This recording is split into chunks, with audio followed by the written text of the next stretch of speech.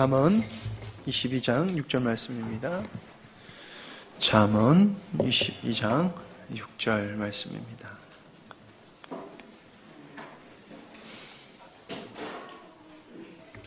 구약성경 잠언 22장 6절 말씀 한 절 제가 읽도록 하겠습니다. 마땅히 행할 길을 아이에게 가르치라. 그리하면 늙어도 그것을 떠나지 아니하리라. 아멘. 오늘 말씀의 제목은 건강한 가정의 비결, 이렇게 잡아봤습니다. 건강한 가정의 비결.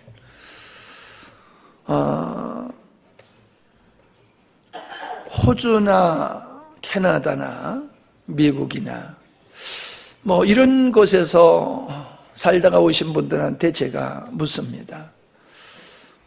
살기가 괜찮아요? 그러면요, 그분들이 참 살기 좋은 곳이라고 그렇게 말씀들을 하세요.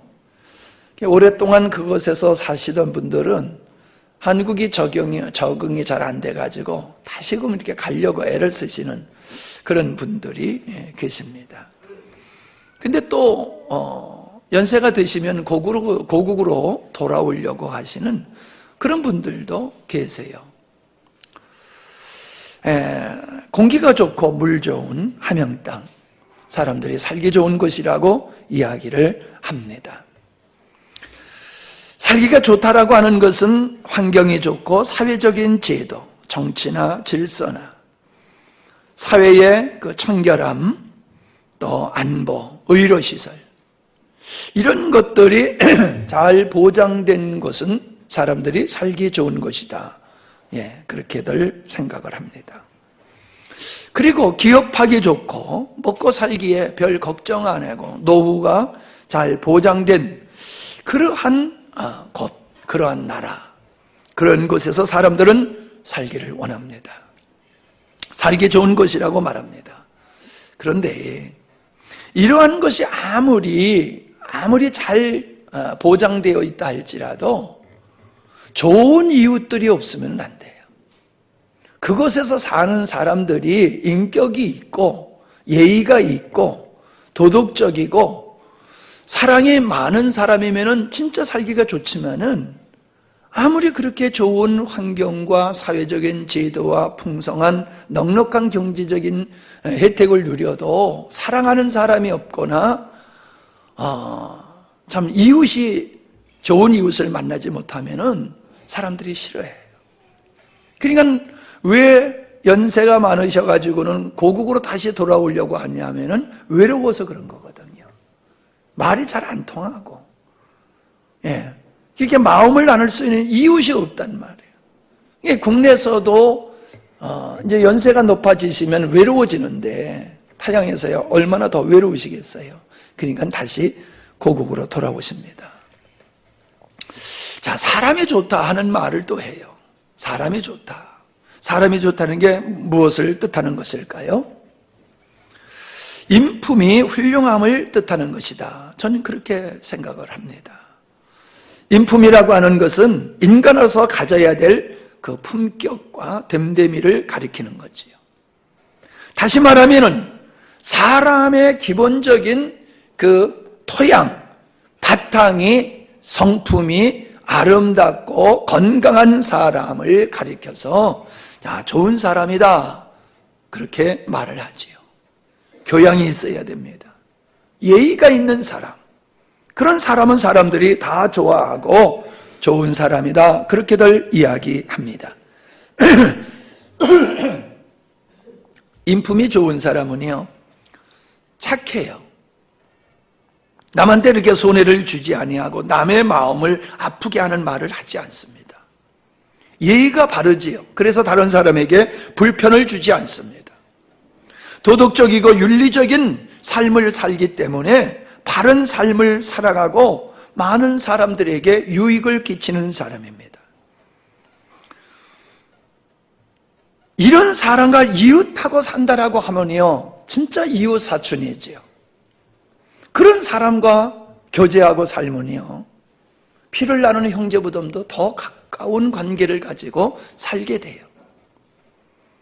뭐 고향 사람이 아니고 동문도 아니고 뭐 별 연관 있는 사람이 아니지만은 참 좋은 사람을 만나면은 그렇게 함께하는 시간이 좋고 즐겁고 행복하더라라고 하는 거 아마 여러분들이 경험하셨으리라 생각을 합니다. 만나면 편한 사람이 있는가 하면은 불편한 사람이 있어요. 부담스러운 사람이 있어요. 그런 사람은 인품이 바르게 형성되지 않는 사람임을 우리가 알게 되지요. 자, 그런 인품은 어떻게 생기는가? 그냥 태어나면서 그런 인품을 갖는 게 아니에요. 교육을 통해서 이러한 인품이 있는 인격자, 아주 좋은 사람이 될 수 있다라고 하는 것입니다. 인간은 교육을 통해서 만들어지는 존재예요. 그래서 어떤 교육을 받고 살아나느냐에 달려서 그 사람의 됨됨이가 정해진다라고 하는 것입니다. 인격의 차이가 바로 교육의 차이다. 그렇게 우리가 볼 수가 있어요. 우리가 종종 느끼는 그런 경험이 있지 않습니까? 사람의 돈은 있는데 교양이 없어. 예의가 없어.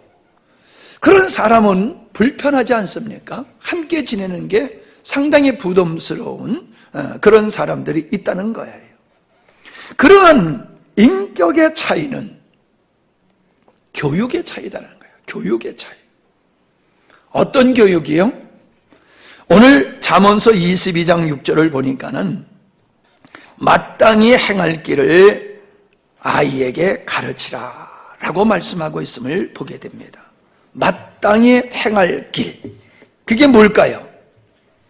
인간이 살아가는 데 있어서의 삶의 원리라 우리가 그렇게 볼 수 있는 것입니다. 이런 인간이 어떻게 살아가야 되느냐라고 하는 그 원리는 인간을 만드신 하나님께서 정하시는 것이에요. 그래서 인간이 마땅히 행해야 할 길은 어디서 찾느냐 하면 하나님의 말씀 속에서 찾게 되어지는 거지. 하나님의 말씀을 접하게 되어지면은 인간이 마땅히 행해야 할 것이 무엇인지를 알게 된다는 거예요. 그러한 사람이 바로 인간이 마땅히 행해야 될 것을 아는 사람, 그리고 그렇게 살아가는 사람이 인격적인 사람이고 인품이 좋은 사람이고 사람들이 야 사람 좋다 그렇게 일컫는 사람이 된다라고 하는 것이지요. 부지런히 가르치라. 그냥 대충 가르치는 게 아니에요. 신명기 6장 6절로 9절 우리가 잘 아는 말씀이지요. 내가 네게 명하는 이 말씀은 너는 마음에 새기고 네 자녀에게 부지런히 가르치라. 여러분, 하나님의 말씀을 우리가 마땅히 아이들이 행해야 할 바를 우리가 돈 들여서 가르치고 있나요? 학원에는 돈 들여서 보내요. 그죠? 우리 한국 아이들만큼 불쌍한 아이들이 없어요. 우리 한국 아이들이 세계 어떤 경시에 대해 나가면 1등 합니다. 근데 그 아이들에게 행복지수를 물어보면요, 꼴찌예요, 꼴찌. 우리 아이들이 절대로 행복하지 못하고 있습니다. 공부에 몰려가지고 우리 아이들이 너무 비참하게 살고 있어요. 여러분은 그렇게 생각 안 하지요? 내가 아이들에게 좀 더 좋은 환경을 못 준다 하는 그 좋은 환경이 뭡니까? 여러 학원에 좀 많이 못 보낸다. 뭐 그런 거잖아요. 다른 집에서 한 학원에 한 곳에 보내면 난 2곳에 보내고 싶고 더 나은 학원에 더 좋은 선생님을 붙여가지고 아이들에게 공부를 시키고 싶은 게 부모들의 마음이란 말이에요. 그런데 그렇게 많은 혜택을 받는 아이들이 절대로 행복해하지를 않는다는 거예요.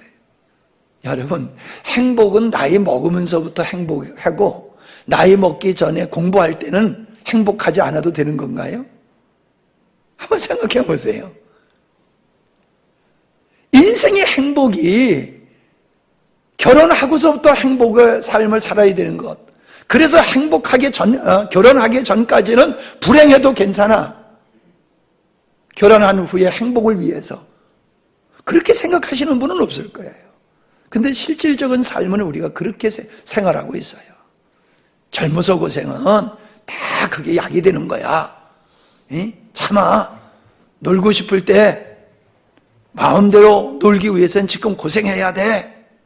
그러면서는 아이들에게 오직 공부에다 헌신하도록 만들어 놓고 아이들이 그냥 공부에 쪄들어가지고 그 중요한 유년기 생활을 너무나도 아이들이 힘겹게 살아가게 된다는 거지요. 그래서 우리 아이들이 바른 건강한 마음과 인격을 갖는 이런 삶의 여유가 없어요. 그냥 기능적으로는 발전하지만은 마음으로는, 인품으로는 도리어 마이너스가 되는 소년 유아 시절을 우리 아이들이 보내고 있더라는 겁니다. 우리가 돈을 들여서 학문에 매진하도록 돕는 일만큼이나 우리가 돈을 들여서 우리 아이들에게 건강한 가치관, 건강한 정체성, 바른 인생관을 갖도록 돈을 들여서 우리가 수고해 보느냐는 거예요. 우리 그렇게 안 하고 있잖아요. 사실 안타까운 것 중에 하나가 좀 우리 아이들을 좀 해외로 데려가서 좀 잘 사는 나라도 가서 보고 좀 힘겹게 살아가는 나라도 보고 그래서 동일한 연령층의 유아기를 보내는 청소년기를 보내는 아이들이 어떻게 사는가 하는 것을 보여주는 것은 굉장히 참 중요한 일인데 왜 그걸 못하냐면 돈 없어서 우리가 그 일을 못하잖아요. 근데 학원은 돈 없어도 보내더라고요. 학원 보내는 돈으로 아이들을 그런 경험을 시켜주는 것이 어찌 보면은 더 좋지 않나 하는 생각을 가져봅니다. 그런 경험보다는 아이들에게 그냥 어떻든지 간에 점수 더 올라가게 하는 것이 더 중요하다고 생각하는 것이 잘못된 교육이더라라고 하는 겁니다. 부지런히 가르치며 집에 앉아 있을 때든지 길을 갈 때든지 누워 있을 때든지 지나갈 때 일어날 때든지 이 말씀을 강론할 것이며 하나님의 말씀을 늘 가르치려는 거예요. 아이들에게 손목에 매라, 미간에 붙여라, 문설주에 붙여라. 하나님의 말씀을 가까이 하게 하라는 거예요. 하나님의 말씀을 가까이 하게 하라. 요즘은 뭐 그렇게 공부하는 사람이 없는 것 같은데 우리 어렸을 때는요 영어 단어를 외우기 위해서 영어 단어를 만들어 가지고 그냥 집안에다 다 붙이는 거예요. 그냥 집안에다. 그래서 눈만 뜨면 영어 단어가 보이도록 그렇게 공부했어요. 이젠 많이 보고 듣는 이런 기계를 통해서 공부를 하잖아요. 여러분 공부를 영어를 잘하기 위해서는 사전이 손 닿는 곳에 있어야 된다. 그런 얘기를 많이들 하셨어요. 우리는 하나님의 말씀이 손 닿는 곳에 있어야 됩니다. 책상에도 있어야 되고 침상에도 있어야 되고 차에도 있어야 되고 차에는 꼭 있어야 돼요. 차에는. 그래서 기다리는 시간에 멍 때리지 말고 기다리는 시간에 성경을 볼 수 있는 언제나 하나님의 말씀이 우리 주변에 있어야 돼요. 여행 갈 때도 하나님의 말씀, 전쟁터에 나갈 때도 하나님의 말씀.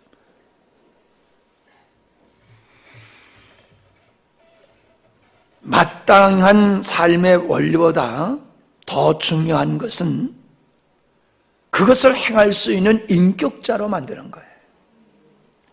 우리가 어떻게 행해야 된다는 것은 알아도 그걸 행할 의지와 그걸 행할 능력이 없으면은 우리가 어떻게 살아야 되느냐라고 하는 걸 배우는 것은 중요하지 않아요.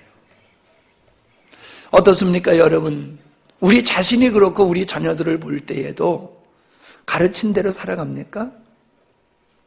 가르치는 대로 안 살아요.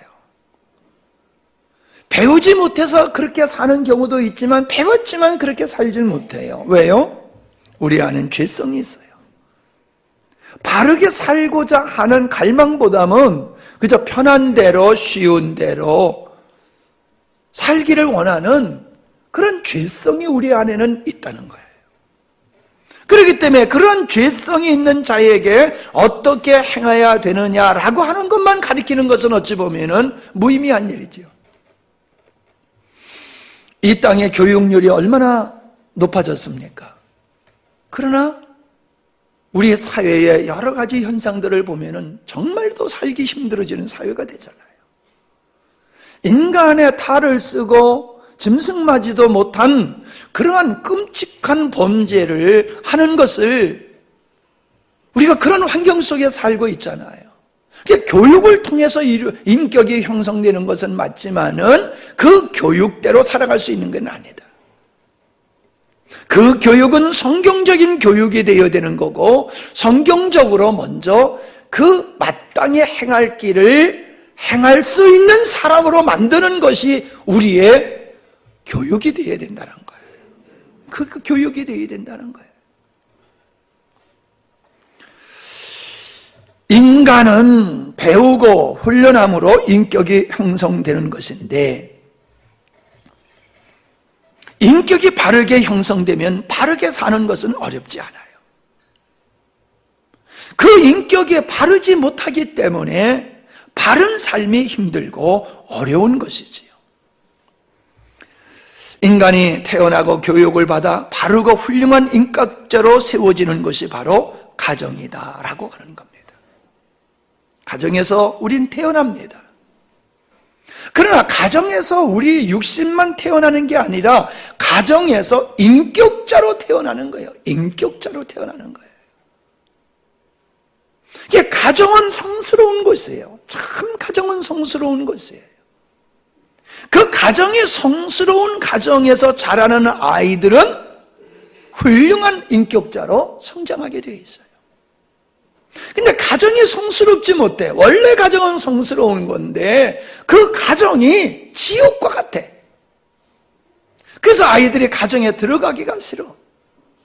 어떻게 하면 빨리 가정에서 벗어날까? 이러한 생각을 하면서 자라나는 사람들은요, 바른 인격과 인품을 갖기가 어려워요. 어려워요. 가정에서 바로 훌륭한 인물들이 나오는 거예요. 학교에서 훌륭한 인물이 나오는 게 아닙니다. 가정에서 훌륭한 인물들이 생산되는 거예요. 무엇을 통해서? 교육을 통해서. 어떤 환경에서? 거룩한 성스러운 환경 속에서 우리 자녀들이 귀하게 성장하게 되는 거예요. 훌륭하게 성장되게 되는 거예요. 보화같이 성장하게 되는 것은 가정에서라는 거예요. 가정에서. 아멘. 이걸 여러분 뼈저리게 여러분 느끼셔야 됩니다. 자녀들에게 보다도 아름답고 편리하고 좋은 환경을 제공하는 것 중요하지만 그보다도 더 중요한 것은 우리 자녀들에게 성스러운 가정이라, 우리 집은, 우리 가정은 정말로 성스러운 가정이라는 자부심과 긍지를 가지고 거기서 아이들이 꿈을 키워야 돼요. 거기서 믿음이 자라나고 꿈이 키워져야 되는 거예요. 꿈이. 가정에서 인생의 절망감을 맛보는 사람들은 훌륭한 인격자가 될 수도 없을 뿐만 아니라 훌륭한 인물도 될 수가 없다는 거예요.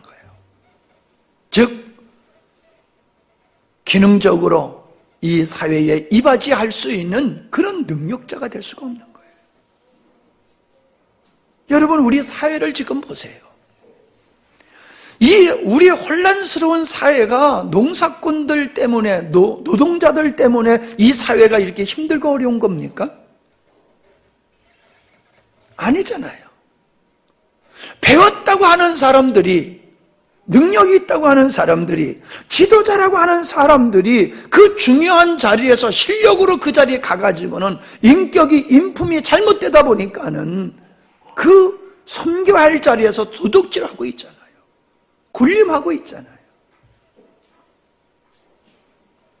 그들이 그만한 지도 자리에 섰다라고 하면은 그만한 인품을 가져야 되는 거예요. 그만한 건강한 가치성을 가지고 건강한 가치성을 가진 사람들이 되어야 되는 거예요. 나라 또는 눈먼 돈이라고 그런 자리에 서서 도둑질하고 있잖아요. 아직도 우리 사회는 선거할 때에 이 금권이라고 하는 것으로부터 자유롭지 못한 게 현실이잖아요. 과거보다는 좀 좋아졌지만. 그러니 선거 때 돈 썼으니 그거 보충해야 되잖아요. 본전 생각나잖아요. 그러니까 부정한 짓을 교묘하게 하고 있잖아요.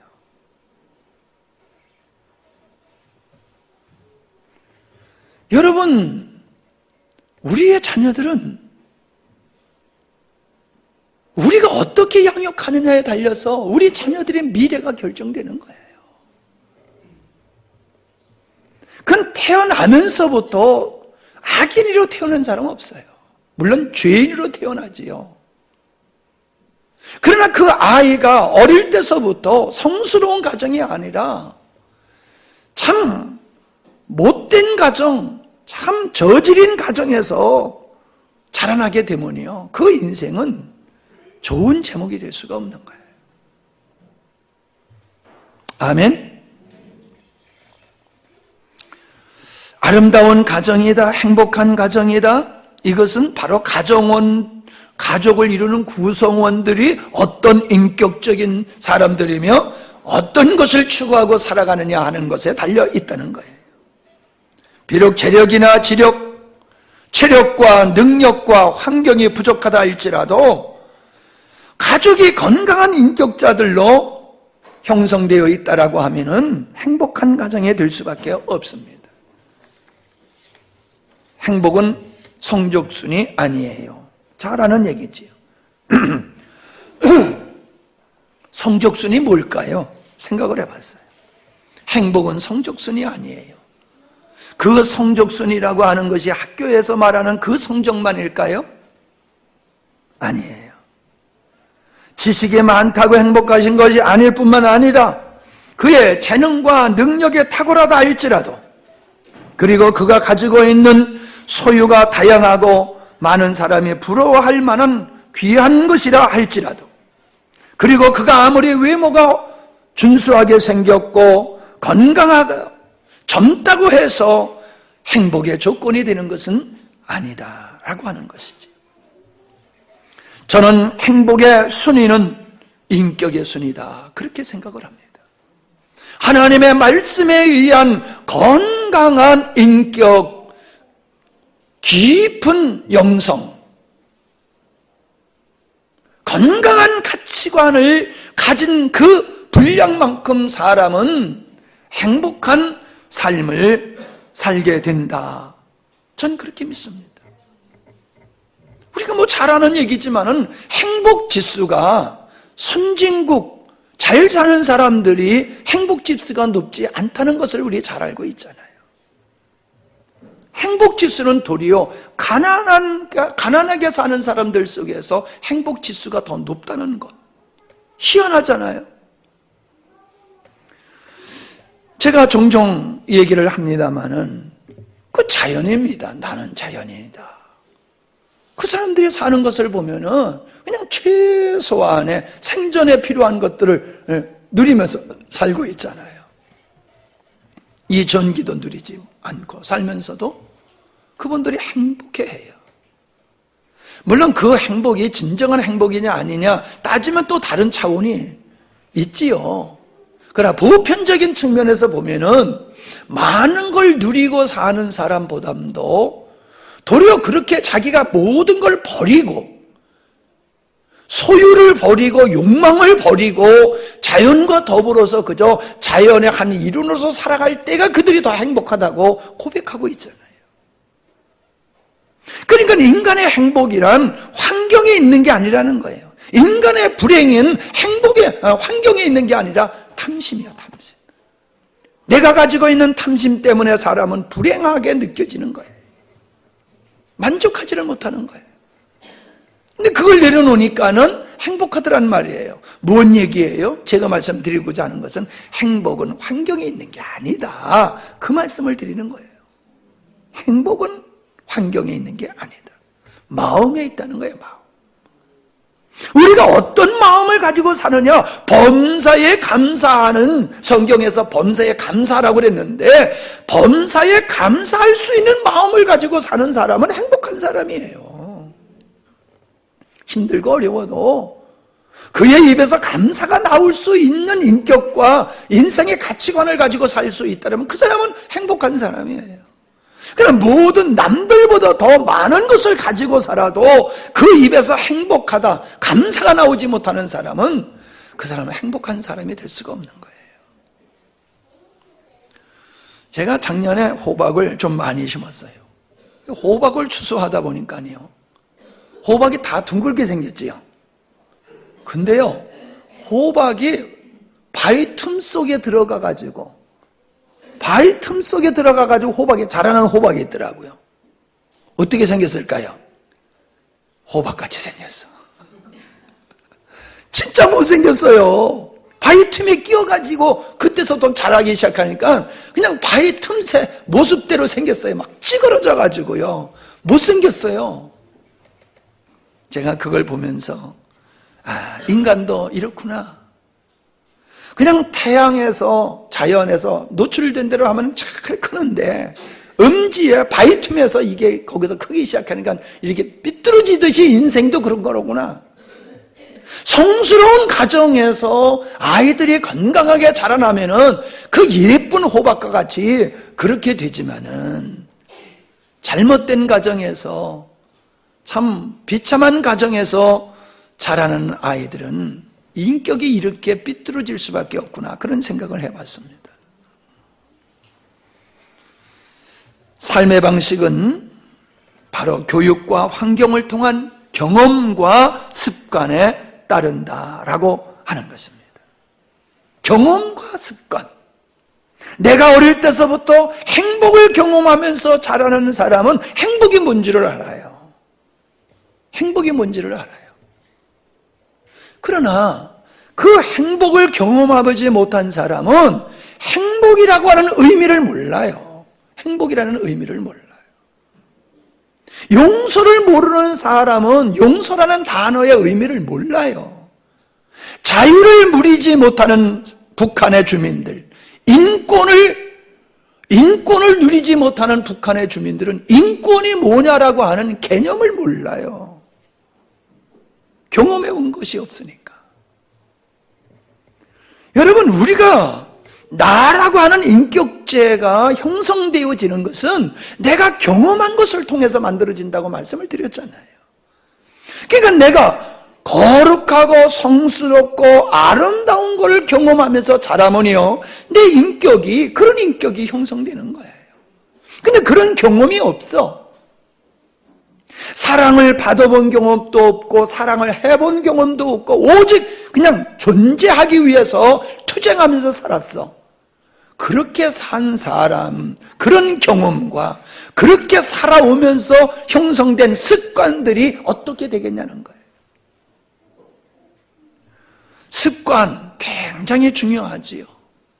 사람은 습관대로 행하게 돼 있어요. 아무 생각 없으면 그냥 습관대로 행해요.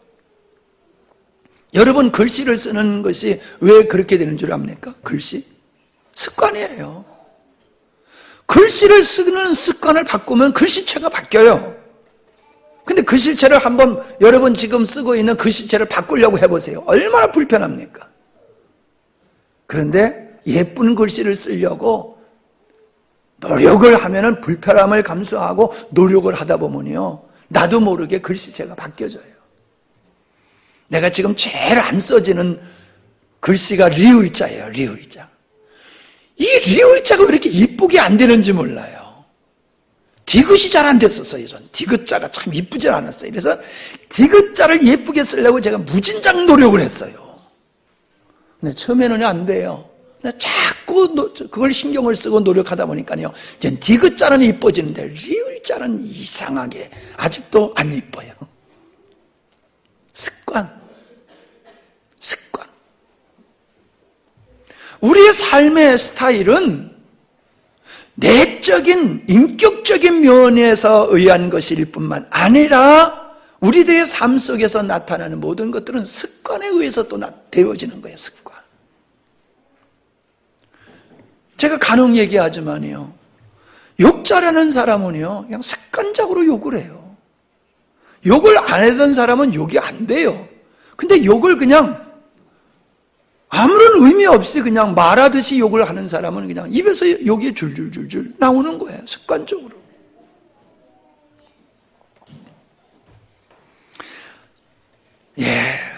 교육.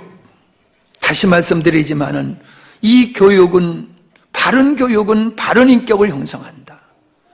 바른 가치관, 바른 인생관, 바른 정체성.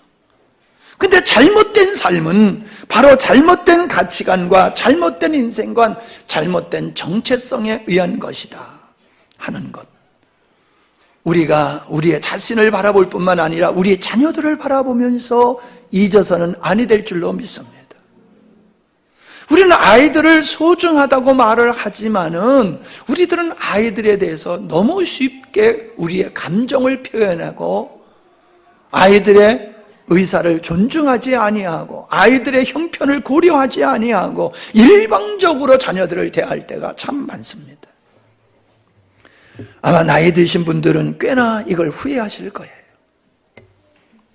근데 요즘 젊은이들은 너무 아이들을 존중하다 보니까는 아이들이 그냥 지 멋대로 해요. 지 멋대로. 지 멋대로 해요. 지 멋대로 사는 습관이 형성이 되면요 커서도 제 멋대로 해요. 절제를 가르쳐야 돼요. 아이들에게. 기죽인다고 생각하지 마세요. 좋은 습관을 위해선 절제를 가르쳐야 돼요. 절제는 아이들의 입장에서는 아파요.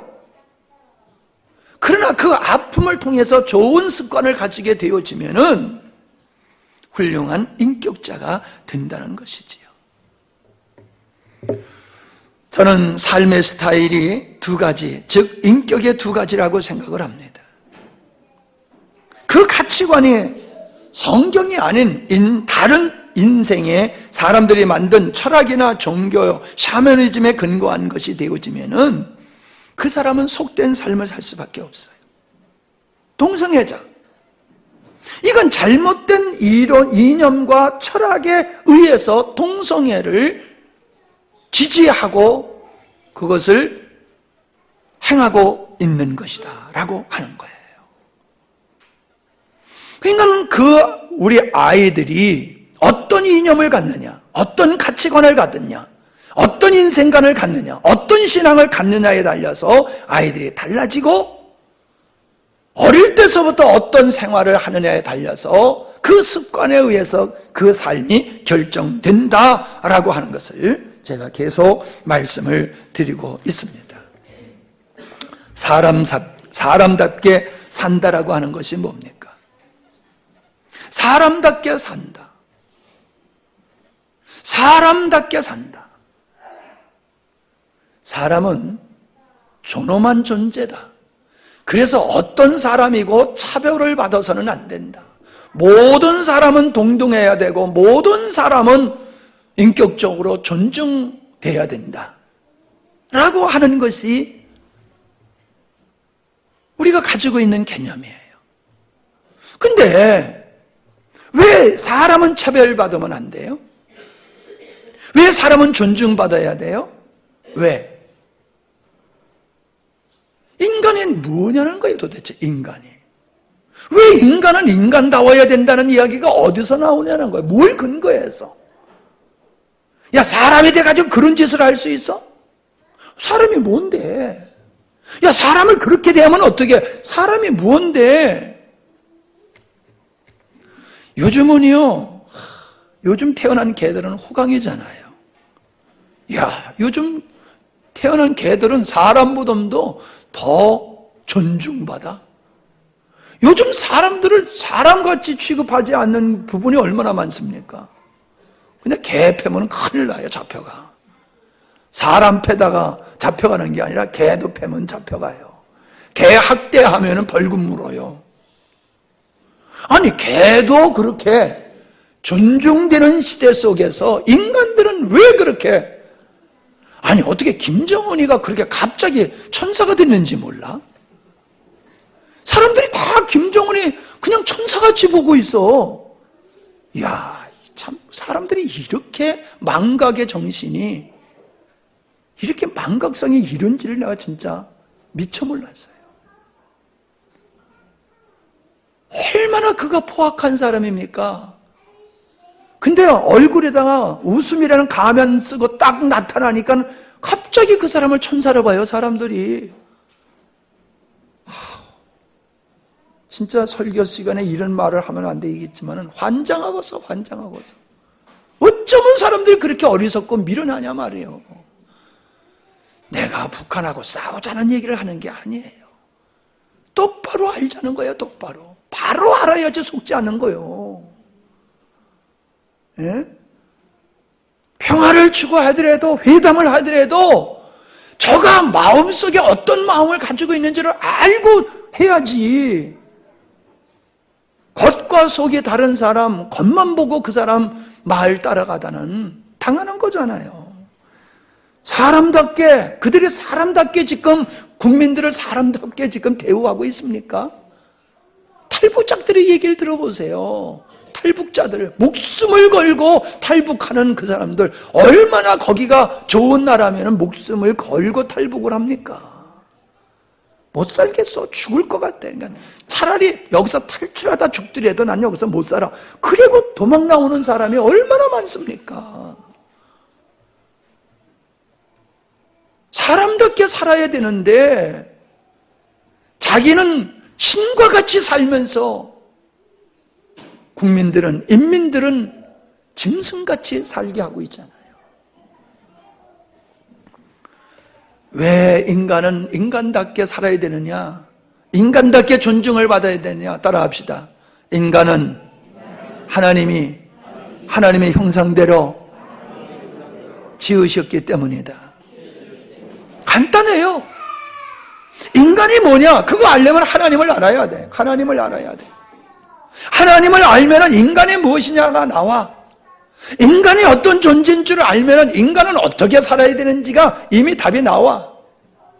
그런데 하나님을 모르니까는 인간이 어떠한 존재인지도 모르고 인간이 어떻게 살아야 되는지도 모르는 거예요. 그냥 본능적으로 사는 거예요. 그리고 탐욕을 쫓아서 사는 거예요. 그러니까는 성스러운 가정이 무너지고 있잖아요. 성스러운 가정이 무너지니까 사회 전반적으로 사회가 혼탁하고 무질서하고 문란하고 심각한 현상이 발생하고 있는 게 아니냐는 거예요.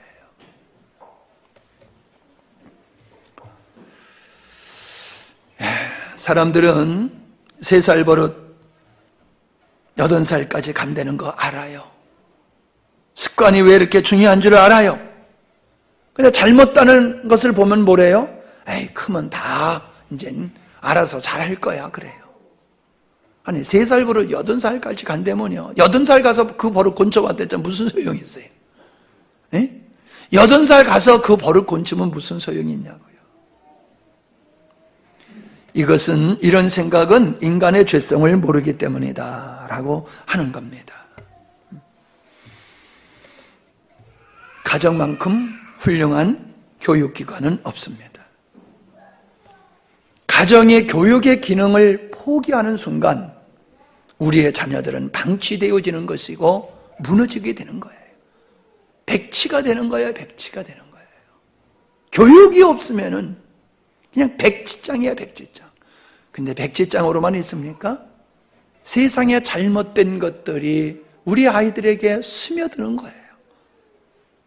그래서 잘못된 가치관을 갖고 잘못된 인생관을 갖고 잘못된 정체성을 가지고 사니까는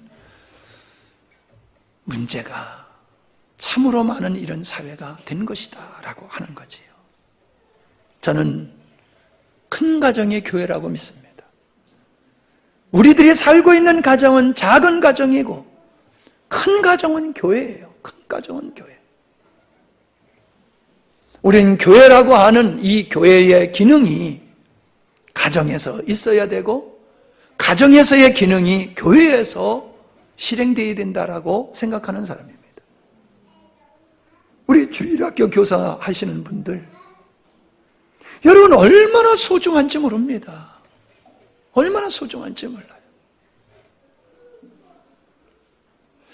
주일학교의 교사가 훌륭한 교사가 되면 훌륭한 부모님을 모시고 자라나는 것과 똑같습니다. 가르칠 수 없으니까 누가 해야 돼. 나이가 많으니까 안 되고 젊은 사람이 해야 되니까 누구가 해야 돼. 그런 게 아니에요. 우리는 중고등부 교사는 소중하고 주일학교 교사는 덜 소중하다. 작년 설교는 중요하고 주일학교 설교는 중고등부 설교는 대충 해도 된다. 이런 생각을 가지면 안 되는 거예요. 정말로 여러분, 어린 아이들에게 영적인 영향력을 미칠 수 있는 영성을 지닌 교사가 되어야 돼요. 혹 집에서 받지 못하는 교육을 교회에 와서 선생님을 통해서 인격의 교육과 영적인 교육을 받아야지 돼요. 그 사명이 주일학교 교사, 중고등부 교사들에게 있는 거예요.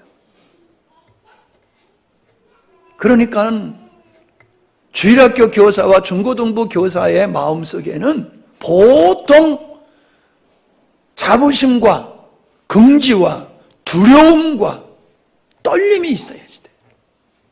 그런 마음으로 아이들의 영혼을 소중히 여기고 소중히 가르쳐야 된다는 거예요. 교사들이 아멘을 해야 되는데 아멘을 안 해네. 아이 나 차라리 그만둘래요. 그러는 거예요. 나 부담스러워서 그만둘래요. 예, 틀림없습니다, 여러분. 틀림없어요. 우리가 일반 사회에서 그러한 훌륭한 인생의 스승으로 삼을 수 있는 분들을 만난다는 건 쉽지 않습니다. 가정에서 없으면 교회에서라도 해야 돼요. 교회에서. 예? 교회에서. 그 전에 지금 우리 40대 집사님들 청각 초녀 때 그런 얘기를 저한테 했어요. 우리 집에 가면은요, 우리 엄마 아버지 사는 거 보면 나 결혼하기 싫어요. 근데 교회 와서 목사님 사는 거 보면 빨리 결혼하고 싶어요. 그런 사람들이 꽤 있었어요. 꽤 있었어요.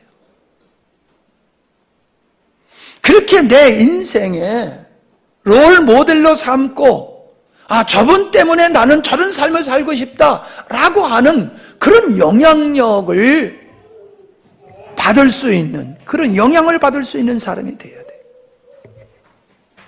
우리 주일학교 선생님, 아무개 집사님을 보니까는 참 너무나 멋있어. 나도 저렇게 인생을 살 거야. 나 저렇게 믿음의 생활을 할 거야. 아멘? 그러한 아이들의 마음 속에서 그런 것이 솟아나야지 돼요. 그런 마음들이. 누가 말하지 않아도 누군가 그 선생님이 말하면 걔가 들을 수밖에 없는 그런 인격적으로 존중받는, 영적으로 모델로 삼을 수 있는 그런 선생님들이 돼야 돼요. 교회는 큰 가정이에요. 지난번에도 얘기했지만 거제도에서 오신 집사님들이 우리 주일학교 아이들이 노는 것을 보면서 너무 부러워하더라고요. 어떻게 그렇게 형 동생들이 저렇게 서로 섬기면서 잘 어울리고 저렇게 뛰어노는가 보면서 너무 부러워하더라고요. 여러분, 교회 안에서도요, 갑질을 하는 형들이 있어요. 어떤 동네 가면은 형들이 동생들을 교회 안에서 학교같이 갑질을 한다니까요. 근데 우리 교회에서는 그런 게 그림자도 안 보여. 네, 그림자가 안 보이는 건 실체가 없다는 거죠. 얼마나 이쁜지 몰라요. 네. 토요일 날은 학교 안 가니까 다 교회로 왔으면 좋겠어. 토요일 날. 네? 그냥 저기들끼리 놀라고 그러지 말고 토요일 날 그냥 아침에 일어나서 그냥 교회로 보내라고요. 그리고 교회 안에서 아이들이 저들끼리 어울려서 놀고 선생님들이 좀 도와주면서 놀고 그렇게 했으면 참 좋겠어요. 아멘 안 하시는 거 보니까 지금이 편하고 좋습니다 하시는 것 같은데 뭐 지금도 괜찮아요. 나쁘진 않아요. 근데 조금 더 여러분 좀 아이들에게 신경 좀 써주세요. 아이들이 교회를 좋아하고 믿음을 가진 믿음을 가진 동생들과 잘 어울리는 이런 영적인 환경, 풍토를 여러분이 좀 만들어 주셨으면 좋겠습니다. 가정이 무너지고 있어요. 거룩한 성스러운 가정이 무너지고 있어요. 이건 비참한 겁니다. 우리의 가정을 우리가 세워가야 됩니다. 지켜가야 됩니다. 아름답게 만들어가야 될 줄 믿습니다. 아멘.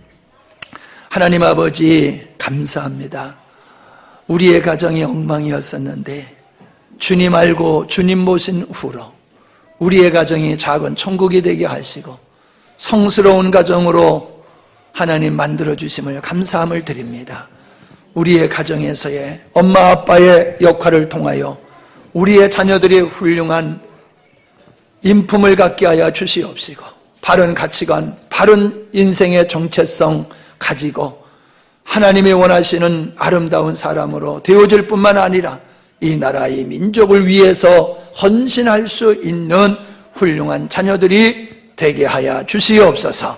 가만히 내버려둬도 훌륭한 사람이 되는 것이 아니라 그 기능이 학교에 있는 것이 아니라 부모님, 가정에 있음을 우리가 깊이 인식하고 우리의 가정을 성스러운 가정으로 만들어가는 땀과 수고가 있게 해주시옵소서.